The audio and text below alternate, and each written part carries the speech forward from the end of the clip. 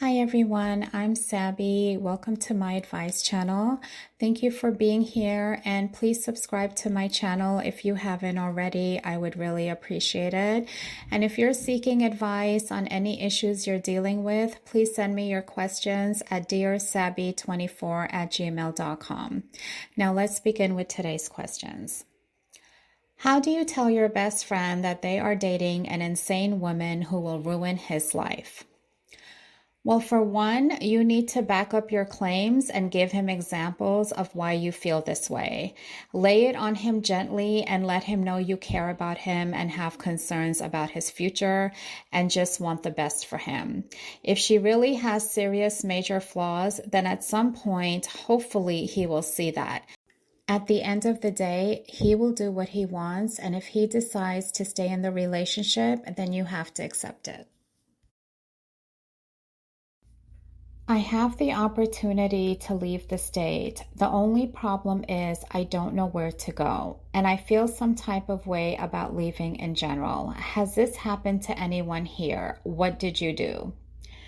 Some important factors that people consider when deciding which state to move to are job opportunities, cost of living, the culture, recreation, and the weather.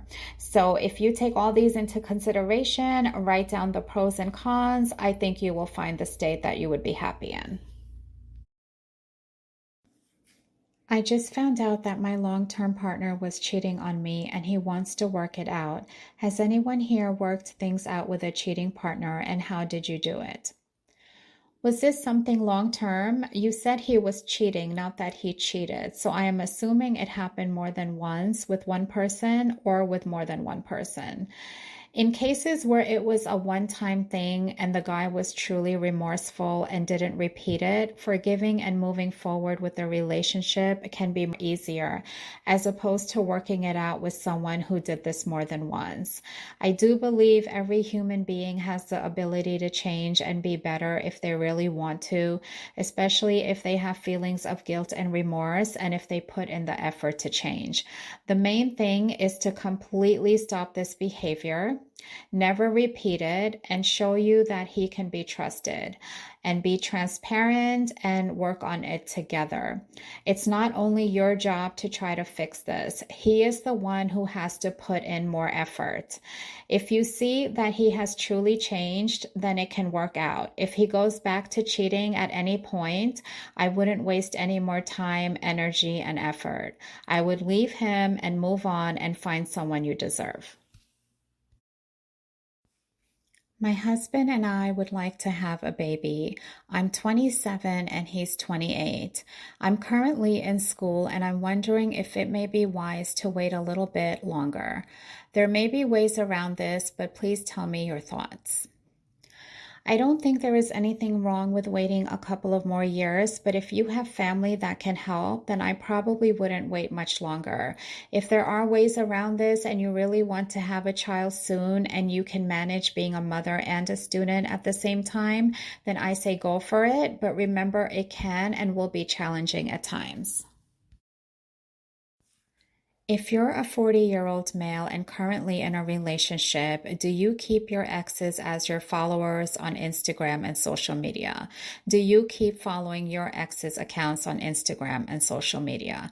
If you do, why would you keep doing that? If your current woman asks you to unfollow and remove them as your followers, why wouldn't you do it? Especially when she has told you that's disrespectful of her feelings, and especially since she doesn't do that to you as her current man in her life. Your current woman understands that this current relationship is priority, so she doesn't even follow any ex's accounts, and she doesn't allow any exes to follow her own account, because she's a safe and secure attachment style. So she understands her priority is her current man's feelings, not to make him feel unsafe or insecure, and not to hurt his feelings. Please, I need your honest answers. What boundary should I draw to this? I don't understand his thinking. If he is hung up over his exes, then go be with them and not waste my time. Am I wrong in thinking this? Am I wrong to demand he unfollows and removes them from following him? Maybe I should follow all my exes and allow them to be my followers so he knows how it feels. I've talked about it a few times and still he does no action to act on it. Almost 10 months of being together and still this. Please, I need some advice. You are not wrong for thinking and feeling this way, and you're not wrong for demanding that he unfollows and removes them from following him. I do think that if you have expressed your feelings about this and he's aware of you having issues with it, then he should remove them and stop following them. And yes, it is disrespectful to you if he doesn't. Sometimes people are friends with their exes or just connect on social media and it's all platonic and their partners are okay with it. But if they aren't, then yes, they should take them off and cut off all ties. Ask him how he would feel if the tables were turned. If this bothers you so much and he is not willing to take your feelings into consideration and make this change for you, then you both are not compatible and I would just move on. Why do girls think it's okay to be mean?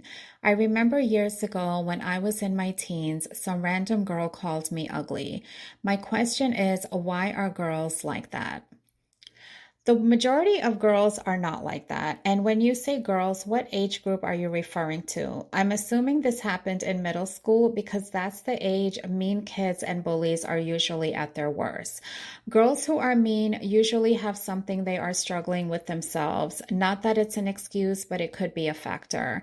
Another factor is jealousy. They may envy you for something they are lacking and feel the need to make you feel bad about yourself to make themselves feel better. And sometimes girls are mean because that's just the way they are and there aren't any explanations. At the end of the day, despite the reasons, decent, kind people do not hurt others emotionally or physically for no reason. Today, I would like to end with the following quote. In a racist society, it is not enough to be non-racist. We must be anti-racist. Thank you all for watching. Until next time, take care of yourselves, take care of each other, and God bless.